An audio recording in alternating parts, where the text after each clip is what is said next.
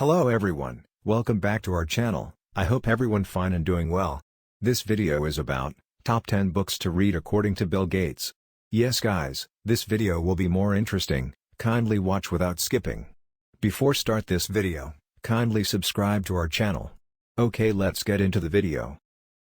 My Years with General Motors by Alfred Sloan. My Years with General Motors was published in 1963 and straight after that it became a bestseller and one of the books to read for every businessman. Not only this is the story of one of the world's leading company in the automobile industry, but also it can be used as a manual for future business tycoons as it contains the unique experience of a leader who led the company to the prosperity. Better Angels of Our Nature by Steven Pinker.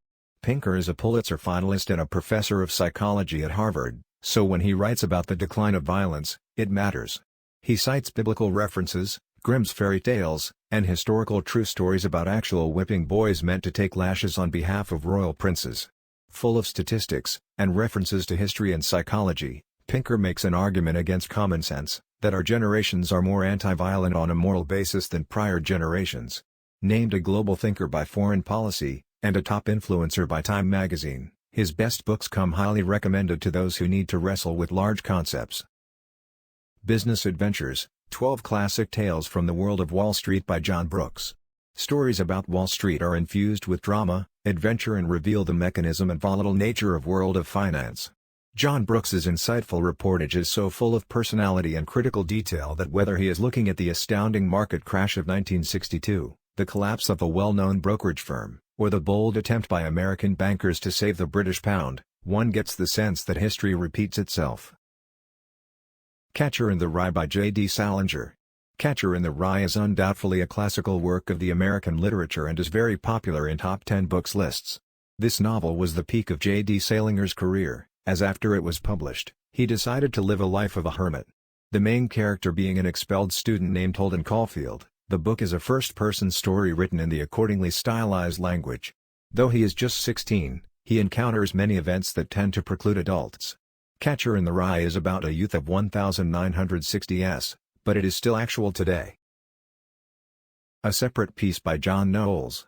The story about two friends, Gene and Phineas, by John Knowles is an undisputed American classic.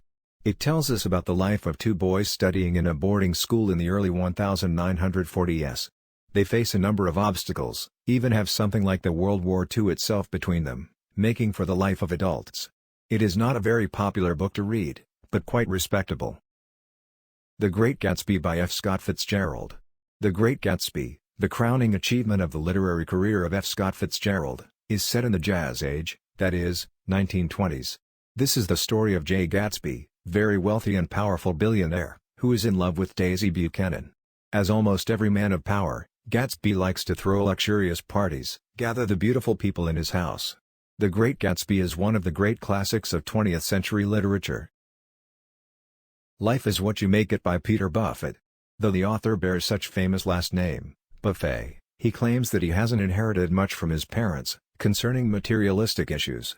He was gifted with a family philosophy: everybody must find his own way in this life. This warm, mind-broadening, and inspirational book asks every reader, what will he choose, the way of least resistance or the way greatest satisfaction? In some sense this is the life story of Peter Buffett himself. SuperFreakonomics, Global Cooling, Patriotic Prostitutes, and Why Suicide Bombers Should Buy Life Insurance by Stephen D. Levitt.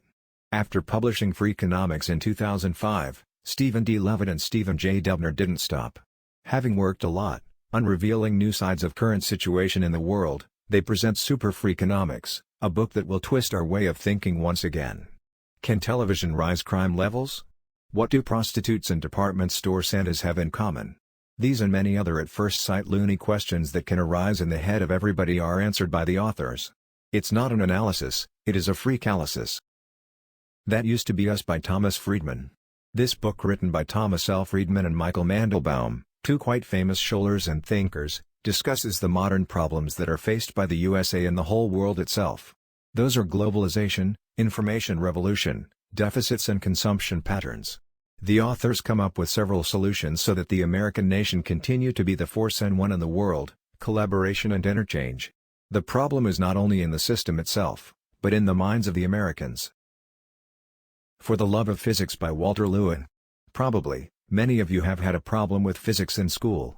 It was complicated, uninteresting, contained many formulas, one is similar to the other. It is time to change this situation. This marvelous book, written by MIT professor Walter Lewin, is made for your convenience. No need to bone up on formulas, everything is written in such way that you will be surprised about how could you even dislike the science. Simply thrilling. I hope you like this video. Do you want to say anything? Mention it in the comment box.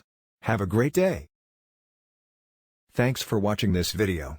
Follow me on Instagram, link in the description. Stay connected, #LearnSomething. Bye.